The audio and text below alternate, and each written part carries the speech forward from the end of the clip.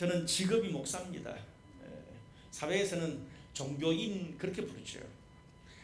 그러다 보니까 아무래도 저와 다른 종교와 가치관을 가지고 있는 사람들에 대해서 관심이 많습니다. 우리가 구원에 이르는 길은 오직 예수님 한 분밖에 없지만은 나와 다른 종교 가치관을 가진 사람들이 도대체 어떤 생각을 하고 또 무엇을 추구하고 있는지를 최소한의 어느 정도 기본적인 것은 알아야 대화, 소통이 가능합니다. 이게 안 되면요, 우리가 아무리 바른 말을 하고 진리를 이야기해도 사람들이 우리를 불통이라고 생각하고 제쳐놓습니다. 최근에 한국 사회가 이 크리스찬과 교회를 바라볼 때 좀 소통이 안 된다고 느끼나 봐요. 그래서 좀 불통이라고 그렇게 생각하는 것을 많이 보게 됩니다. 그래서 안티 기독교인들이 꽤나 많아요. 우리들은 나름대로 최선을 다하고 있는데 좀 그렇게 보였나 보더라고요. 여러분, 그래도 불구하고 우리가 늘 세상에 대해서 들을 귀가 있어야 됩니다. 오늘은 제가 알고 있는 불교에 대한 짧은 상식을 이야기하면서 설교를 시작할까 합니다. 1970년대 이후에 이 한국 불교 스님들 가운데 가장 잘 알려지고 대중적인 분들이 한 4분 정도 있습니다. 더 많이 있지만 여러분도 알 수 있는 분들이 꽤나 있습니다. 성철 스님, 법정 스님, 그리고 법륜 스님, 그리고 해민 스님, 한 4분 정도입니다. 이 성철과 법정 스님은 고인이 되었고 법륜과 해민 스님은 지금도 활동을 왕성하게 하고 있습니다. 그런데 제가 자료를 좀 찾아보니까 한국 불자들이 가장 존경하는 그런 스님은 단연코 성철 스님이랍니다. 우리가 이 한국 그러면 불교잖아요. 그래서 적어도 불교에 대한 책 한 권 정도는 좀 읽어봐야 그분들이 무슨 이야기를 하는지 알 수가 있어요. 그래서 제가 한 권을 좀 추천해 드릴게요. 설정이라는 제목의 책입니다. 이 소제목이 이렇습니다. 법정이 묻고 성철이 답하다. 제가 좀 읽어봤는데 참 흥미로워요. 이 법정 스님은 성철 스님의 제자입니다. 근데 여러분, 이 성철 스님은요 1981년에 조계종 6대 종정으로 취임을 했습니다. 근데 이분이 취임식에 참석하지 않고 자기가 오는 것 대신에 짧은 법문 하나를 보냈습니다. 그냥 시 한 편을 보낸 거지요. 그 법문 제일 마지막 구절 중에 산은 산이요 물은 물이다, 그 유명한 구절이 나옵니다. 당시 그 말이 한국 사회에 이슈가 됐었습니다. 수많은 기자들이 성철 스님 인터뷰를 하려고 했는데 결국 인터뷰를 하지 못했어요. 그런데 요즘 직장인들 가운데 그 말을 두고 이렇게 조크를 한대요. 산은 산이요 물은 셀프다. 죄송합니다. 제가 좀 나이가 있으니까 이렇게 좀 깨는 조크를 하는데 근데 이 산은 산이요 물은 물이다, 이 말은 성철 스님이 제일 먼저 한 말이 아니에요. 중국 송나라 때 유명한 성령인 청원유신 선사가 했던 말이랍니다. 그 말의 행간을 보면 이렇게 좀 해석할 수 있습니다. 산은 산이요 아닙니다. 그 뒤에죠. 30년 전 참선을 하기 전에는 산을 보면 산이고 물을 보면 물이었다. 그 후에 도를 조금 알고 나니까 산은 산이 아니고 물은 물이 아니었다. 그런데 도를 좀 더 깊이 깨닫고 나니까 이전처럼 역시 산은 산이고 물은 물이 되더라. 말장난 같은데 참 깊이 있는 말입니다. 무슨 말입니까?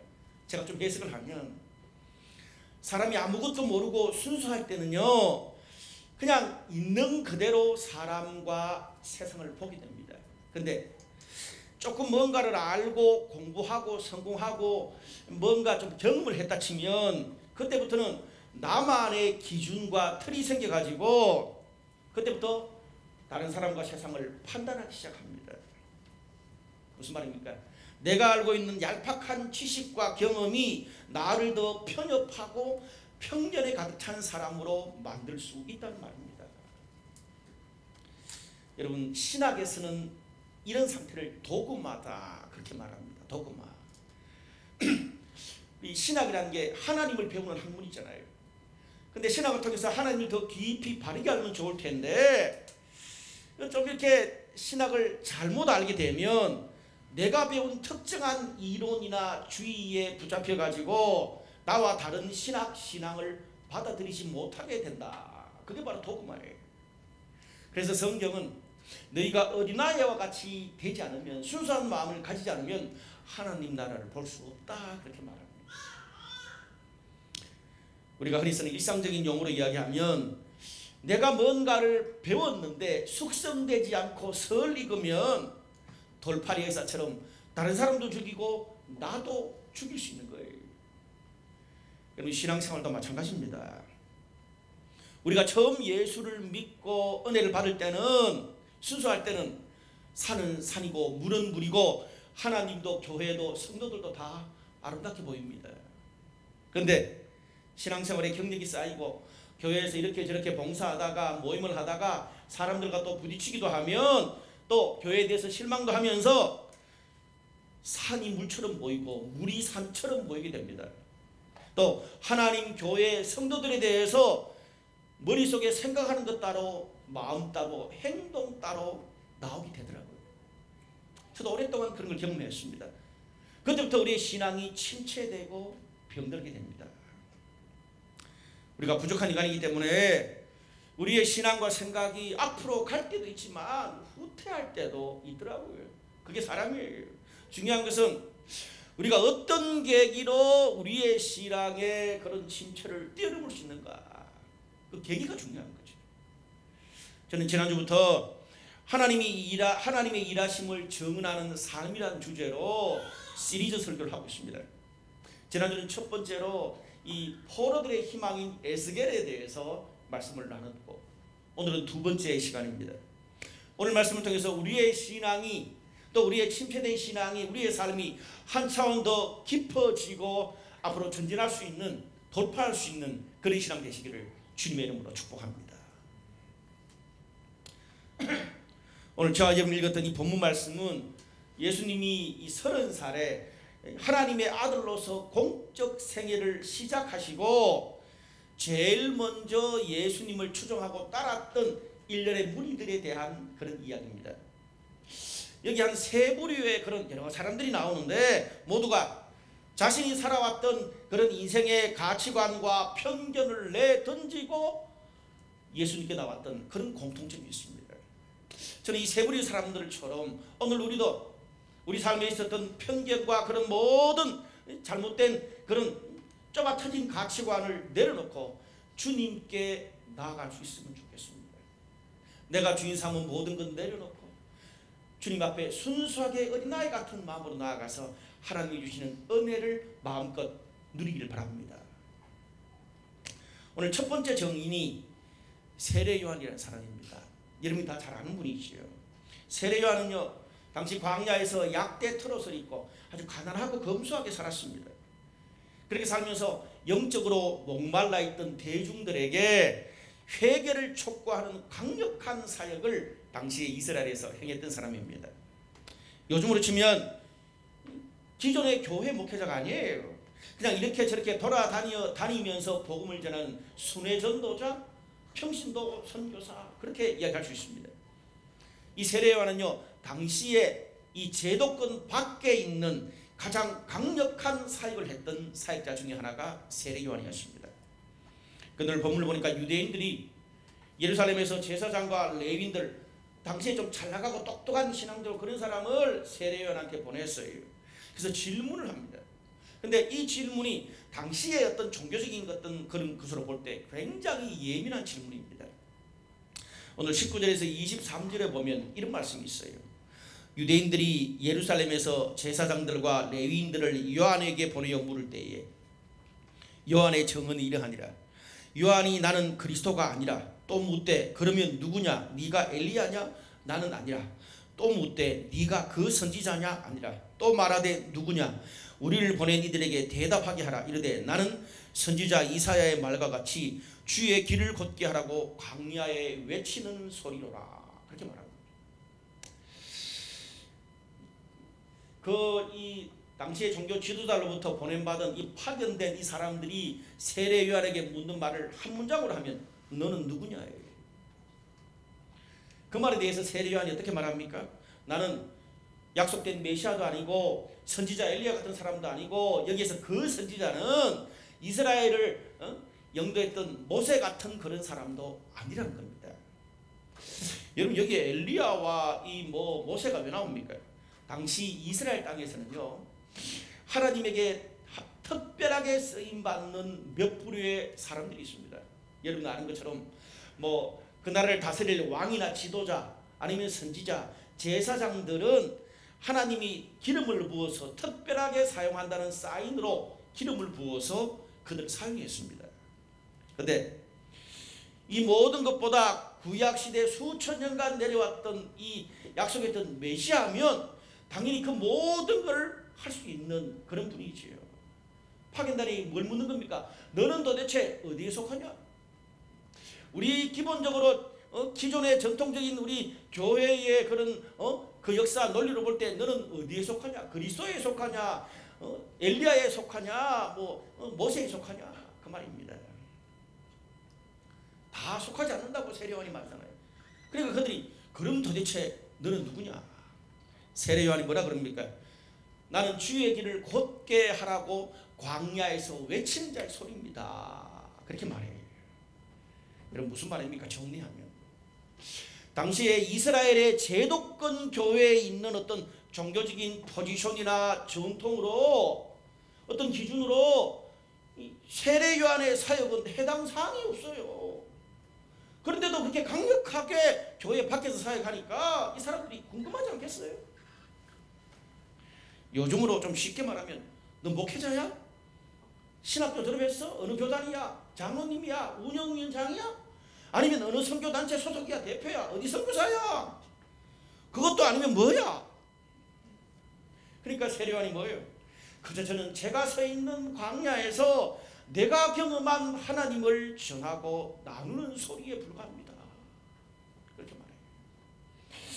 여러분 그러니까 세례요한의 그 말이 파견단들에게는 더 열받게 하잖아요. 더 궁금증이 많아서 또 다른 질문을 합니다. 19절에서 23절 좀 긴 걸 제가 좀 요약했어요. 또 물어 이르되 네가 만일 그리스도도 아니요 엘리야도 그 선지자도 아닐진데 어찌하여 세례를 베푸느냐? 요한이 대답하되 나는 그를 알지 못하였으나 내가 물로 세례를 베푸는 것은 그를 이스라엘에 나타내려 함이라. 요한이 증언하여 이르되 내가 보매 성령이 하늘로부터 내려와서 그의 위에 머물렀더라.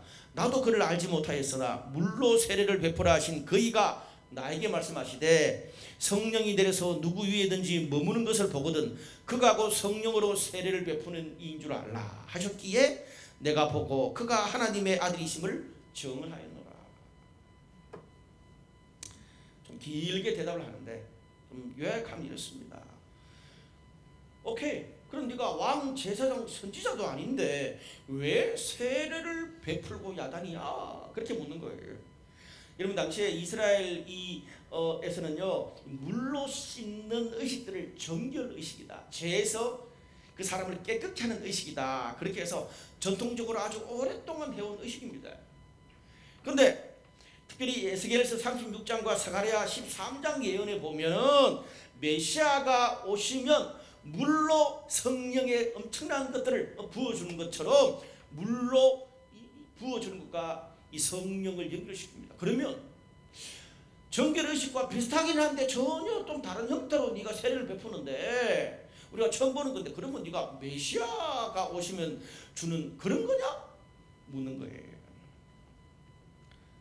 쉽게 말하면 야, 너 신학교도 안 나왔고 목사 안수도 안 받았고 그런데 왜 사람들 많이 모아서 예배 인도하고 성경 가르치고 설교하고 성령 사역하고 치유까지 하고 그래? 그걸 묻는 거예요. 세례요한이 뭐라 그럽니까? 두 번 강력하게 반복해서 말합니다. 나도 나도 그 나사렛 예수를 잘 알지는 못하는데 그냥 내가 본 것만 내가 증언 할게. 내가 본 것만. 근데 내가 가만히 있는데 성령께서 메시아를 알리기 위해서 나사렛 예수가 메시아라는 것을 드러내기 위해서 나보고 물세례를 베풀으라 그러더라. 나보고 성령께서 나한테 그렇게 예수를 드러내고 물세례를 베풀라 그래서 나도 성령이 시키는 그 일을 한다. 그렇게 고백했어요. 심플하죠. 여러분 여기에서 파견단과 이 요한의 입장이 다릅니다. 파견단은요 계속 당시의 종교의 전통과 기준 잣대로 세례 요한에게 묻습니다. 너 교회 직분이 뭐야? 그런 의식을 베풀 수 있는 권한을 누가 줬어? 어디에서 얻었어? 그 말입니다. 근데 요한은 계속 딴 얘기합니다. 성령이 말씀하셨다. 성령이 나를 보내셨다. 그리고 나는 내가 서 있는 광야에서 내가 경험한 성령, 내가 본 성령을 그냥 외치고 전하는 것뿐이다. 그렇게 말했어요. 세례 요한은 성령이 주시는 사명과 그냥 자기가 선 곳에서 하나님을 전하는 것이 포커스예요. 다르잖아요. 여러분 여기서 이렇게 참 중요한 그런 주제가 나옵니다. 신앙의 전통, 제도, 직분, 예배와 모임을 인도하는 다양한 그런 원리들이 필요 없습니까? 아닙니다. 필요합니다. 왜냐하면 신약성경 바울 서신에도 보면은 교회 안에 다양한 직분이 있다고 했습니다. 그리고 성령의 여러 은사들을 공동체 안에서 지혜롭게 분별해서 사용하라고까지 이야기를 합니다. 그렇지 않으면 내가 성령 받았어. 그러니까 뭐 자유롭게 그래서 막 그런 원칙과 제도를 무시하고 그렇게 한다 그러면 그냥 배가 산으로 갈 수 있는 거죠. 그럼 무슨 말입니까? 근데 여러분 이 직분, 교회의 원칙, 전통 이런 것은 하나님의 사랑을 전하고 하나님의 복음을 전거하라고 주신 겁니다. 그것을 위해서 성령께서 사명도 주시고 끝까지 완수할 수 있는 능력도 주시는 거예요. 만약에 여러분 우리가 주님의 일을 하기 위해서 참 많이 섬기고 시간을 투자하고 또 그렇게 많이 봉사하잖아요. 그런데 우리가 그렇게 열심을 내고 하는 그런 일들이 하나님도 드러나지 않고 성령이 그 가운데 힘을 주시지 않으면 신앙생활의 명목으로 하는 그 모든 게 다 부담이고 스트레스고 율법이 될 수밖에 없습니다. 저는 모태교인입니다. 저희 아버지가 장로님이었어요. 성령께서 그런 셈을 주시지 않고 내가 영적으로 그것이 받아들이지 않으면 내가 교회 다니면서 그게 얼마나 큰 부담인지. 여러분께서는 그냥 아버지 손에 이끌려서 그냥 교회를 가고 예배를 드렸으니까 그냥 뭐 어쩔 수 없이 다녔잖아요. 오랫동안. 예배가 곤욕이에요. 그냥 생각해보세요. 정말 예배가 곤욕이에요. 하나도 와닿지도 않고요. 너무 지겨운 거예요. 제가 그래서 청소년 시기에 정말 죽겠더라고. 근데 제가 하나 고안해낸 그 방법이 뭔지 아십니까? 시간을 때울 수 있는 방법. 딱 예배를 드립니다. 그럼 주보가 다 있잖아요. 옛날에는. 그러면 예배가 딱 시작되면 뭐 처음에 좀 이렇게 좀 기도도 하고 뭐 일어서서 뭐 이 그냥 교동문도 하고 성가대 찬양까지는 볼만해요. 아이고 저 아주머니 좀 화장 입술을 진하게 했네. 뭐 옷을 좀 저렇게 입었네. 그것까지는 흥미로워. 딱 목사님이 설교하기 시작하면 지겨워. 그때부터 주보를 탁 펴는 거예요. 그러면 주보를 잘 1명부터 정말 꼼꼼하게 깊이 읽고 하나씩 제가 그렇게 주보를 충분히 다 들여다보면 15분 정도가 가. 네. 그러면 보통 뭐 시골교회는 한 30분밖에 설교 안 하니까 15분 남아. 그러면 장로님 석을 봐. 그러면 우리 아버지 또 주무시네. 뭐 부터 시작해가지고 좀 이렇게 주변 보고 나면 마지막 5분 남더라고. 모든 게 다 너무 부담이고 율법이에요. 지겨워요. 네.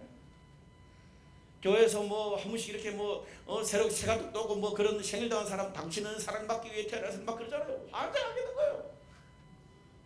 아니 그렇게 막 사랑한다고 싫어해놓고 뒤에 가서 싸워? 내가 은혜를 받지 못하고 성령이 내 안에서 역사하지 않으니까 그렇게 볼 수밖에 없는 겁니다. 여러분, 우리가 셀 리드를 하는 것도 찬양팀을 하고 자막을 하고 안내를 하고 뭐 운영을 하고 수많은 그런 교회를 섬기고 하는 그런 것들도 다른 사람을 챙겨주고 또 힘든 거 들어주고 신앙을 소개하고 공동체를 위해서 시간을 내는 그거 하나님이 연애 주시지 않으면 못합니다. 어떻게 합니까? 월급도 안 주고 다니는데. 저는 주일 예배도 그렇다고 생각해요. 특별히 우리 교회는 이 예배 한번 드리려 그러면 1시간, 2시간씩 그냥 오는 그런 분들이 많잖아요. 또 애들까지 그렇게 챙겨서 올라 그러면 3시간, 4시간인데. 7일 중에 하루를 그렇게 예배 드리기 위해서 보내고 또 우리가 그렇게 한 달 안에 번 그 돈으로 헌금하고 11조를 내고 거기다가 또 셀 모임도 하고 훈련까지 받는 게 얼마나 부담되고 스트레스 받는 일입니까? 그런데 성령께서 그거보다 더 큰 힘을 주시고 또 그 일을 통해서 나도 기뻐하고 다른 사람도 기뻐하고 하나님이 정말 우리 가운데 회복을 주시니까 당신의 이름을 드러내니까 우리가 하는 거예요. 아멘? 네, 그렇잖아요. 근데 그 하나님의 은혜, 그 성령의 역사가 빠져버리면 제가 청소년 때 경험했던 것처럼 신앙, 예배, 셀 모임 모든 사역이 정말 지겹고 껍데기만 남습니다. 신앙의 제도도 중요하고 영적인 하나님이 주시는 은혜와 사명도 동시에 중요합니다. 또 한 가지, 여러분 우리 교회 안에 있는 모든 뭐 전통, 제도, 원칙, 심지어 전도, 선교조차도 그거 자체가 목적이 아닙니다. 뭐예요? 성령께서 하나님의 일을 드러내라고 하나님의 복음을 드러내게 하기 위해서 예배도 있고 셀모임도 있고 양육도 있고 전도와 선교도 있는 거잖아요. 하나님을 드러내라고 복음을 전하고 있는 거예요. 사도행전 2장에 보면 마가의 다락방에 성령이 임해서 교회가 시작됩니다. 교회가 먼저입니까? 성령의 역사가 먼저입니까? 성령의 역사가 먼저입니다. 성령이 역사하셔 우리 가운데 교회를 시작하게 하시고 교회를 존재하게 하시는 거예요. 사도행전 1장 8절에 보면 성령이 임하시면 우리가 땅끝까지 복음을 전하게 될 것이다. 그렇게 말합니다. 성령의 역사가 우리 가운데 먼저 있어야 됩니다. 그래서 여러분 우리가 특별히 오늘 우리가 예배 말미에 이제 운영위원들 교체하고 서로 인사의 시간을 가집니다. 운영위원들이 교회의 큰 원칙, 제도, 방향을 설정하잖아요. 근데 우리가 여러분 교회 원칙, 제도, 방향 모든 사역의 원리가 과거에 아무리 성장과 부흥과 큰 기적을 이룬 것이라도 성령의 일하심보다 앞서서는 안 됩니다. 여러분 이스라엘 백성들이 몇천 년 동안 유대인들만 선택받았다는 그 선민 사상을 어떻게 해요? 베드로가 그 이 하늘에서 내려오는 그 막 이렇게 여러 가지 더러운 그 곤충 있는 그 환상을 보면서 유대인들의 몇천 년 동안 가져왔던 선민 사상을 깨버리고 이방인들을 하나님의 자녀로 받아들이게 되잖아요. 성령이 역사하셔서 우리가 뭐 30년, 50년, 100년, 1000년 동안 해왔던 것이라도 성령께서 우리들에게 새로운 길을 가게 하시면 갈 수 있는 그 제도, 그 방향이 바른 것입니다. 이게 안 되면 죽은 신앙, 죽은 교회, 사람들에게 더 근심만 끼치게 됩니다. 여러분 오늘 이 세례 요한은요, 제가 그런 말씀 드리잖아요. 당시 이스라엘의 전통과 기준으로 볼 때 해당 사항이 없는 사람이에요. 무슨 말입니까? 하나님을 정언하는 일에 있어서 당시 교회의 전통과 틀을 뛰어넘은 사람이 세례 요한입니다. 메시아가 오시는 새로운 시대를 위해서 하나님이 전문적인 제사장이 아니라 광야의 사역자, 평신도 사역자로 세례 요한을 세운 거예요. 새로운 시대의 새로운 사역 방식으로 세례 요한을 세우신 겁니다. 여러분도 알다시피 당시에 성전에 가서 예배를 드리는 것이 굉장히 복잡하고 원칙이 많았습니다. 사서 가야 될 것, 씻어야 될 것 뭐 많았어요. 근데 광야는 세례 요한이 복음을 전했던 광야는 누구나 갈 수 있습니다. 잘난 사람, 못난 사람, 환자, 병자, 뭐 어린아이부터 노인들까지, 자녀들까지 다 거기 광야로 갈 수 있습니다. 여러분 성전이 무너지고 난 다음에 사실은 얼마 안 돼서 성전이 무너지잖아요. 성전이 무너지고 난 다음에는 제사장보다는 이스라엘 땅의 광야의 사역자가 훨씬 더 필요했습니다. 여러분, 오늘 이 세례 요한을 하나님 사용하신 건 굉장히 이 시대에 의미가 있다고 생각합니다. 바야흐로 언택트 시대가 우리에게 찾아왔습니다. 그 이전 세대가 겪어보지 못했던 그런 일들이 우리 안에서 일어나고 있습니다.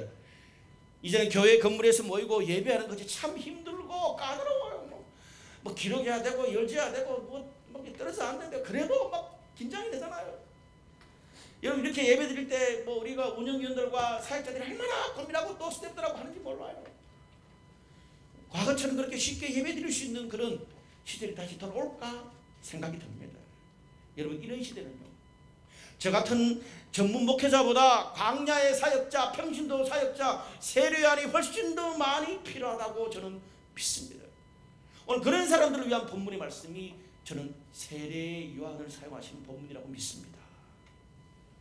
아니, 목사님, 나는 신학교도 안 나왔고 리더도 한 번 안 해봤고 훈련도 받아본 적이 별로 없고 사역 경험도 없고 안정적인 직장과 돈도 없는데 어떻게 쓰임받을 수 있습니까? 여러분, 세례 요한 돈 많았습니까? 세례 요한 뭐 전문 제사장 학교를 나왔습니까? 아니에요. 그냥 약대 트롯을 입고 진짜 가난하게 살았던, 그런데 하나님 앞에 사용받았던 사람입니다. 하나님을 정언하고 드러내라는 그 성령께서 우리에게 주시는 그런 사명과 능력만 있으면 족합니다. 그게 반응하면 돼요. 아멘. 그 사람을 파송하고 검증하고 훈련시키는 것은 교회와 영적 지도력들, 영적 리더십들의 몫입니다. 여러분, 1900년대 초기에 1910년부터 시작해서 1930년, 40년까지 정말 미국 교회는 엄청난 영적 대각성 운동이 있었습니다. 그때 은혜 받고 변화된 청년들이 전 세계로 선교사로 갔어요. 그렇게 해서 온 사람 중에 하나가 언더우드 아펜저러였어요. 여러분, 그 미국의 영적 대각성의 아주 가장 중심에 있는 인물이 D.L. 무디라는 사람입니다. 여러분, D.L. 무디는요, 거의 초등학교도 겨우 졸업할 정도 수준이에요. 구두 수선공이었어요. 신학교를 졸업하거나 목회자도 아니었어요. 하나님께서 그런 D.L. 무디를 통해서 그에게 성령이 역사하셔서 베드로를 쓰신 것처럼, 사도 바울을 쓰신 것처럼 위대한 하나님의 일을 무디를 통해서 사용하셨습니다. 세례 요한은 그 모델이죠.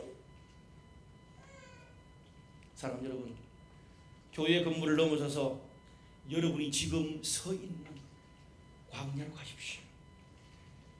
그것이 여러분의 직장이 될 수도 있고 가정이 될 수도 있고 어쩌면 유튜브가 될 수도 있고 어쩌면 여러분의 성공이 될 수도 있고 어쩌면 여러분의 실패가 될 수도 있고 어쩌면 뭔가 여러분이 이뤄내는 것일 수도 있고 취미일 수도 있고 아니면 그냥 공사 중이고 아주 혼란스러울 수도 있습니다. 그런데 하나님 앞에는 그런 결과가 그렇게 중요한 것 같지 않아요. 여러분이 거기서 보고 경험하고 변화된 그 하나님의 일하심을 세례 요한처럼 드러내고 증거하면 돼요. 여러분, 세례 요한 보십시오. 그냥 막 복잡하고 신학적으로 막 그런 완전한 거 그런 거 추구하지 않습니다. 그냥 단순하게 오늘 계속 내가 본 것 그렇게 말하잖아요. 자기가 보고 자기가 경험한 하나님의 일을 드러냈어요. 그냥 주구장창 회개하고 물세례, 주구장창 회개하고 물세례, 기성전 회개 물세례, 기성전 회개 물세례, 그것만 했어요. 근데 그 뒤에는 하나님이 역사를 이루셨습니다. 여러분, 우리가 하나님을 드러내고 적응하는 게 많은 깊이와 그런 것들이 요구되지 않습니다. 여러분, 경영학에서 말하잖아요. 심플한 것이 위대합니다. 심플한 것이 위대한 거예요. 그냥 내가 알고 보고 경험한 거 그거 그냥 드러내고 하나님을 증언하십시오. 그러면 그 간증과 고백에 하나님의 성령의 역사가 함께할 줄로 믿습니다. 아멘. 두 번째 부류의 사람들은 요한, 안드레, 빌립, 예수님의 제자들이 된 사람들이죠. 35절에서 45절까지 긴데 제가 그냥 줄여서 핵심만 읽어드릴게요. 요한이 예수께서 건의심을 보고 말하되 보라, 하나님의 어린 양이로다. 두 제자가 그의 말을 듣고 예수를 따르거늘 예수께서 와서 보라, 그들이 가서 계신 데를 보고 그날 함께 거하니 예수를 따르는 두 사람 중에 하나인 안드레가 형제 시몬을 찾아 말하되 우리가 메시아를 만났다 하고 데리고 예수께로 오니 예수께서 네가 시몬이니 장차 개바라 하리라. 이튿날 예수께서 빌립을 만나 나를 따르라 하시니 빌립이 나다나엘을 찾아 이르되 모세가 율법에 기록하였고 여러 선지자가 기록한 그 일을 우리가 만났으니 요셉의 아들 나사렛 예수니라. 좀 긴데요. 근데 핵심적인 거는 한 가지 반복돼요. 거기에 계속 나오는 단어가 뭐냐 하면 여기도 보고 따르고 만나고 찾고 데리러 가는 겁니다. 다시요. 보고 따르고 만나고 찾고 데리러 가는 거예요. 세례요한이 먼저 글 읽다가 예수님이 지나가시는 걸 보고 두 제자들한테 저 예수님이 메시아라고 하나님의 세상죄를 지고 하는 하나님의 어린 양 메시아라고 소개했습니다. 그러니까 두 제자 신학자들은 안드레와 요한이라고 말합니다. 그 두 제자가 예수님을 따라가고 예수님과 하루를 지냈습니다. 그러고 난 다음에 감동을 받은 거예요. 감동받은 안드레가 이제 똑같이 자기 형제 베드로한테 가가지고 자기가 보고 경험한 예수에 대해서 말을 했어요. 그리고 베드로를 예수님께 데리고 왔어요. 그러니까 예수님이 그 베드로를 보고 안드레 형제 베드로를 보고 너는 이제 시몬이 아니라 게바라 칭할 것이다 라고 축복해 줬어요. 그러고 난 다음에 예수님이 그 다음날 빌립을 보고 나를 따르라 그랬어요. 빌립이 따라갔어요. 그러고 난 다음에 똑같이 빌립도 어떻게 해요? 자기 동네에 있는 나다나엘한테 찾아가가지고 자기가 만난 예수를 소개한 거예요. 가서 듣고 보고 따르고 다시 전하고 또 그 다음 사람들이 또 똑같이 하고 하나님을 증언한 일들이 어떻게 꼬리에 꼬리를 물고 꼭 코로나 바이러스 확산하는 것처럼 어떻게 전달되어 가는지 과정을 지금 보여주고 있습니다. 뭐 복잡한 말이지만 심플하게 요약하면 여러분 오늘 여기 나오는 두 번째 부류의 사람들을 통해서 성경이 우리들한테 주는 메시지가 있습니다. 세례요한 그러면 어떻습니까? 성령이 주시는 특별한 사명으로 당시 제도권 교회 사역을 뛰어넘는 새로운 평신도 사역의 모델을 제시한 사람이 세례요한입니다. 그런데 오늘 여기 두 번째 부류에 나오는 요한, 안드레, 빌립 이런 사람들은 그렇게 막 당시에 뭐 시대를 뛰어넘는 그런 모델은 아니고 주변의 가족, 동료, 내가 아는 사람 한두 명에게 내가 보고 경험한 그 하나님의 사랑과 복음을 전해줬어요. 그것이 얼마나 파워풀한지를 보여주는 것이 두 번째 부류의 부르심입니다. 여러분 그들이 한 3년 동안 예수님 따라다니고 난 다음에 이제 멋들어진 제자가 되고 성령 받고 난 다음에 사도가 되고 난 다음에 주변의 친구 동료들한테 예수님을 소개한 게 아닙니다. 그냥 예수님 말씀 듣고 가서 그냥 하루 이틀 그렇게 지나다가 바로 친구들한테 가서 내가 보고 경험한 예수님을 소개한 거예요. 그러다 보니까 삶에 부족한 것도 많았겠고 그들이 설명하는 예수님이 얼마나 어설펐을까 생각을 합니다. 근데 중요한 건 오늘 포커스가 바로 여기 있습니다. 그들이 신앙생활 오래 하고 성숙한 제자가 되고 난 다음에 예수님을 소개한 게 아니고 예수를 만나자마자 쫓고 난 다음에 보고 경험한 만큼 바로 가서 예수님을 소개했다는 겁니다. 바로 가서 나의 변화, 나의 감동, 나의 은혜를 바로 소개했다는 거예요. 흔히 우리가 예수님을 소개하고 내가 경험한 신앙을 나누라 그러면 내가 좀 신앙이 부족해서 훈련을 덜 받아서 성경을 몰라서 좀 더 성숙해지면 하겠다. 성경적인 이야기는 아닙니다. 성경에는요 어떻게 해요? 우리가 예수를 만나고 경험하고 변화된 만큼 그냥 가서 초신자 때부터 바로 가는 거예요. 여러분 그래서 초신자들이 전도쟁자랍니다. 사실은 신앙의 성숙의 문제가 아니고 하나님을 증언하고 복음을 나누고 소개하는 것은 믿음과 열정의 문제입니다. 우리가 세례요한처럼 광야에서 수천 수백의 사람들에게 복음을 전하지 못할 수 있습니다. 그러나 오늘 본문에 나오는 그런 요한과 이 안드레와 빌립처럼 그냥 내 주변에 있는 내 친구, 동료, 가족, 동네 사람들, 사무실 사람들 내가 만난 사람들에게 내가 보고 경험한 하나님에 대해서 나의 받은 은혜와 변화에 대해서 나눌 수 있잖아요. 사랑하는 여러분, 최근에 아니면 지난 한 주 동안 여러분에게 인생의 고민과 방황과 아픔을 나눈 사람들은 누굽니까? 그들을 돕고 사랑해주고 그들에게 나도 너처럼 그랬는데 내가 지금 이렇게 변화되고 이렇게 고백할 수 있었고 이렇게 나 자신의 정체성을 가질 수 있었다고 고백하고 챙겨주고 격려해 주시기를 바랍니다.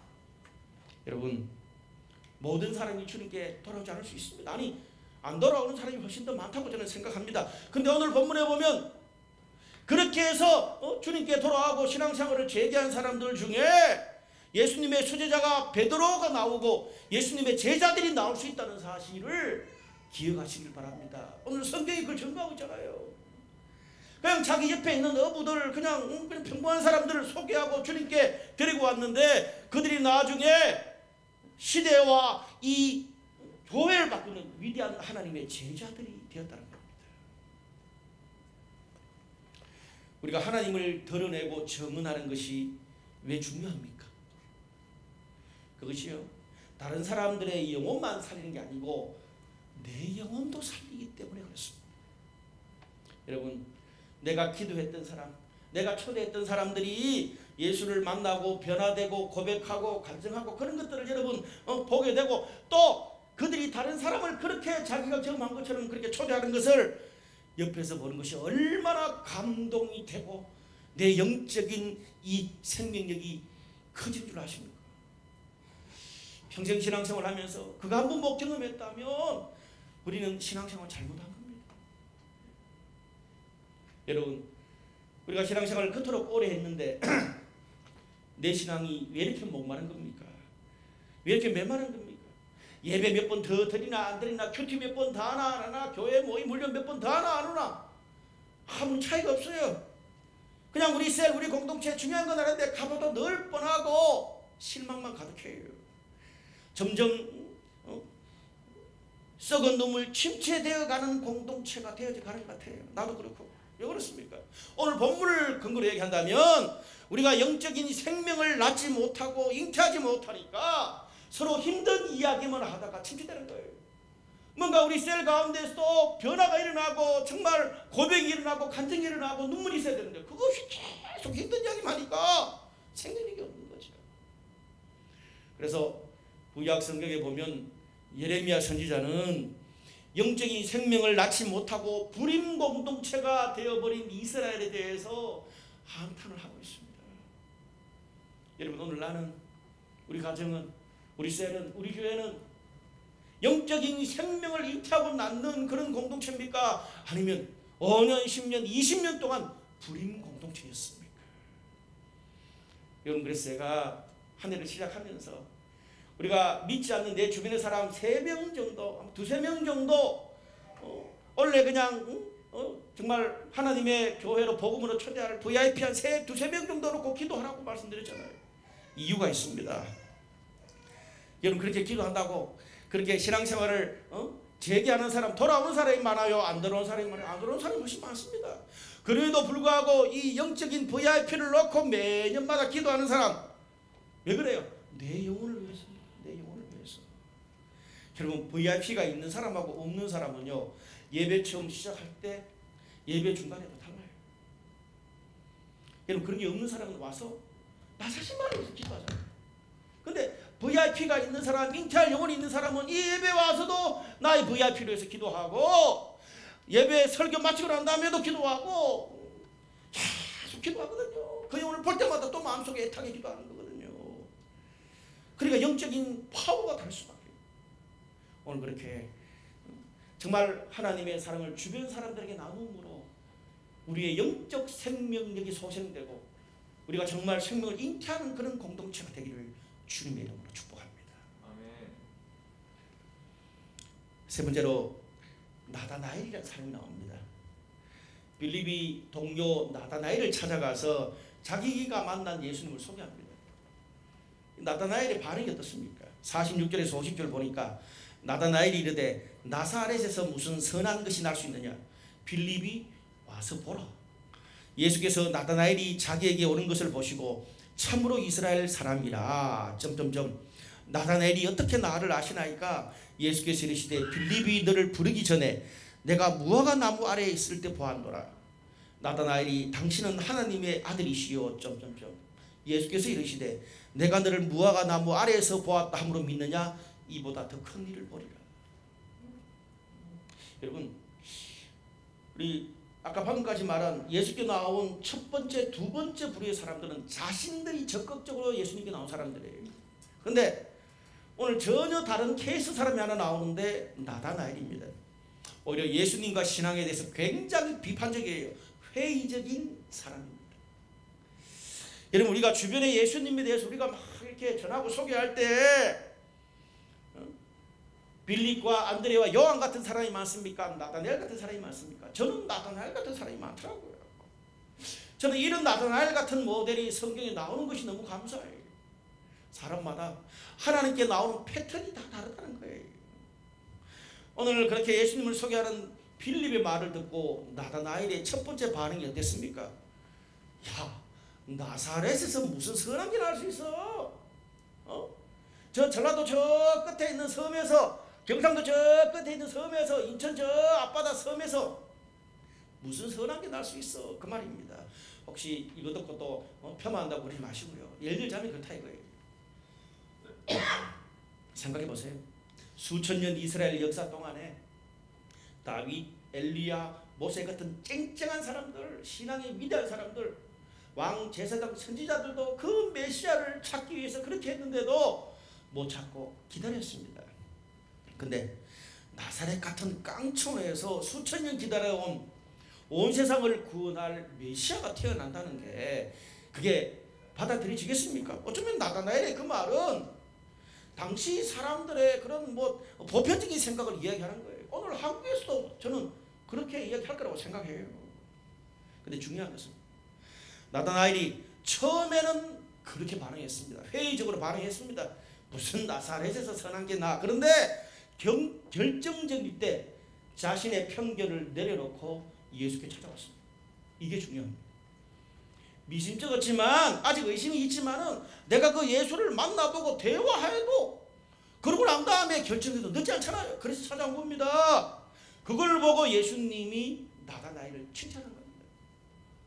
참 이스라엘 사람이다. 여러분, 저도 개인적으로 이 청소년 시절에 진리에 대해서 굉장히 비판적이고 의문적이었던 사람입니다.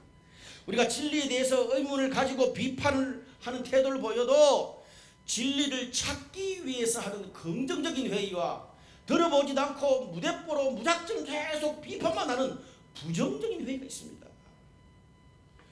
아직 나한테 의문이 풀리지 않았고 편견이 있음에도 불구하고 일단 들어보고 만나보고 참석한 후에 판단해도 늦지 않는다.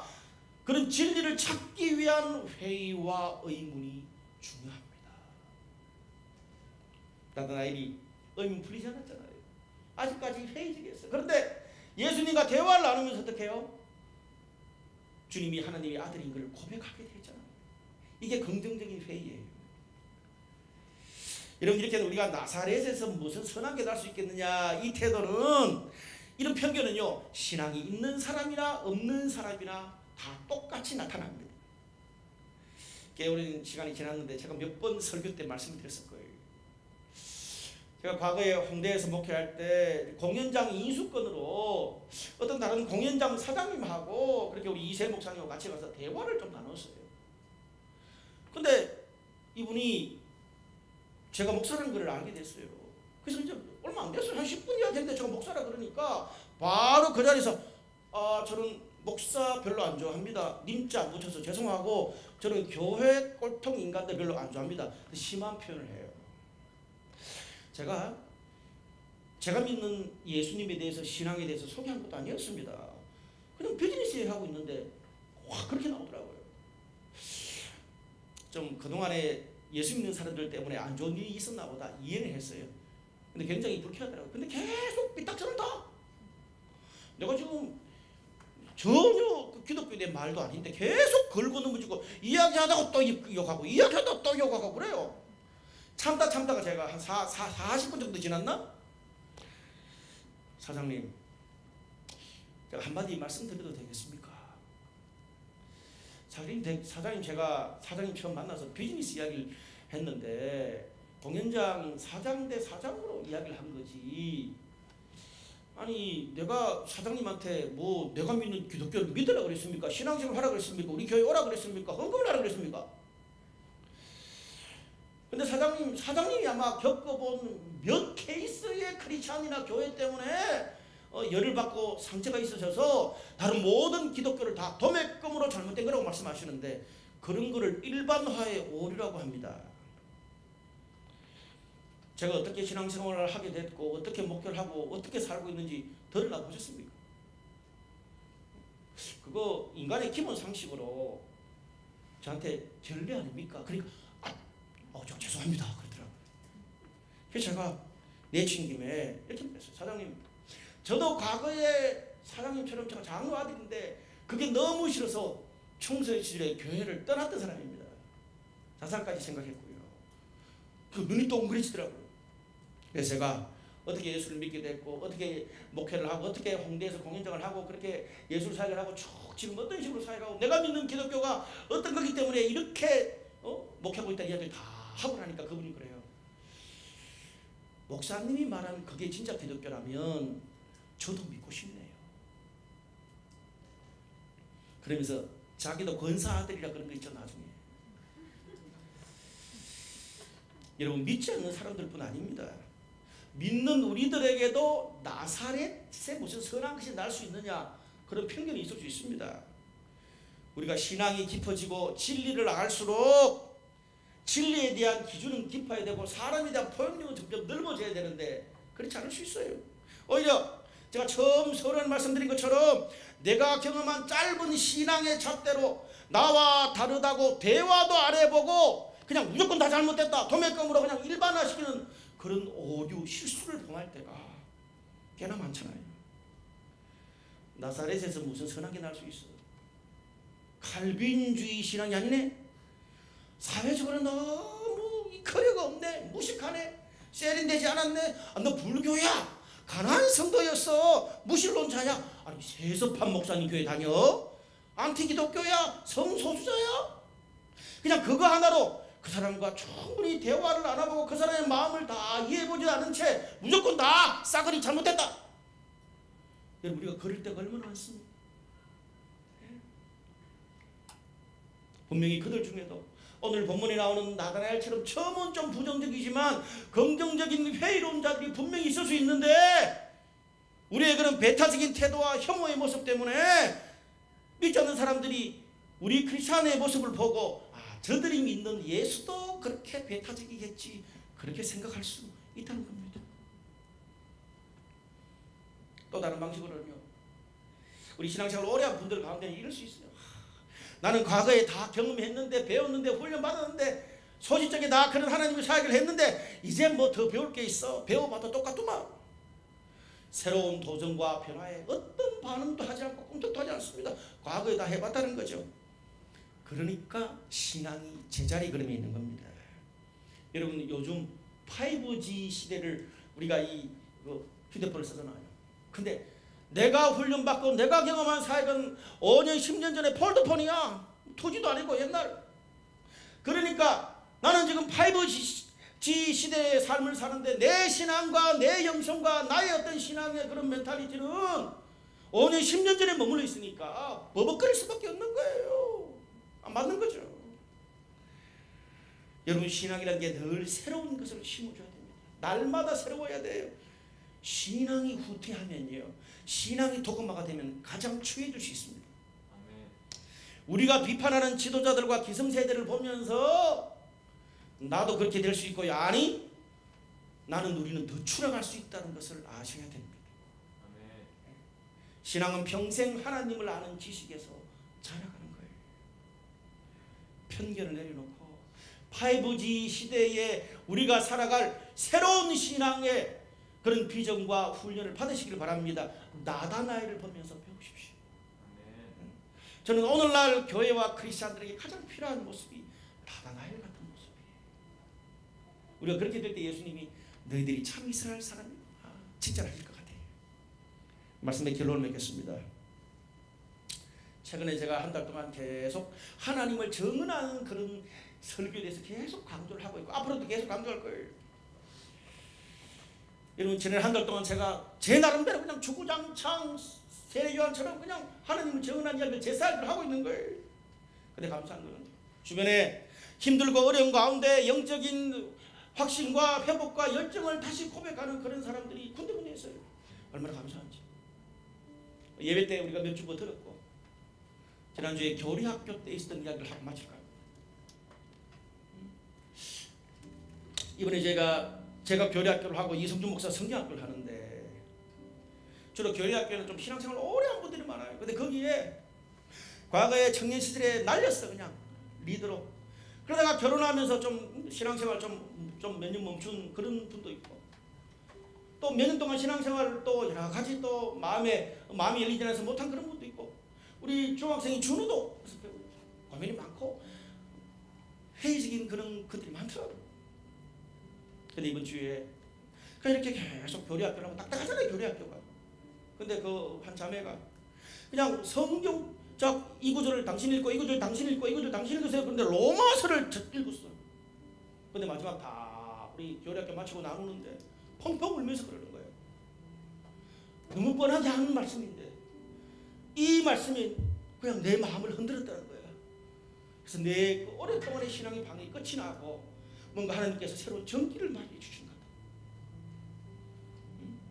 여러분 준호도 계속 고민이 많았어요. 근데 그냥 단순히 예수 그냥 믿는 줄 알았는데 여기 이렇게 깊은 의미가 있는지 몰랐다. 내가 좀 더 주님을 믿을 수 있을 것 같다. 그런 고민을 하더라고요. 근데 많은 사람들이 하는 말이 뭐냐면 내가 신앙생활을 오래 했는데 하나님에 대해서 너무 배우고 훈련받지 못했고 성경을 너무 모르더라는 거예요. 제가 그 얘기하면서 생각을 했어요. 말미에 미안하다 내 잘못이다.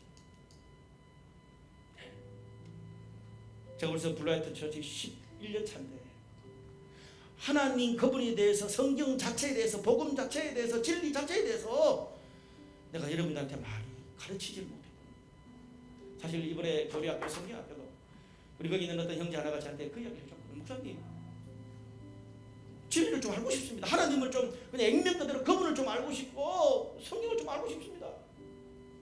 그래서 하게 됐거든요. 제가 십몇 년 전에 있었던 걸 끄집어내서 다시 새롭게 오늘날 버전으로 준비해서 그걸 했어요. 교리학교 딱딱하잖아요.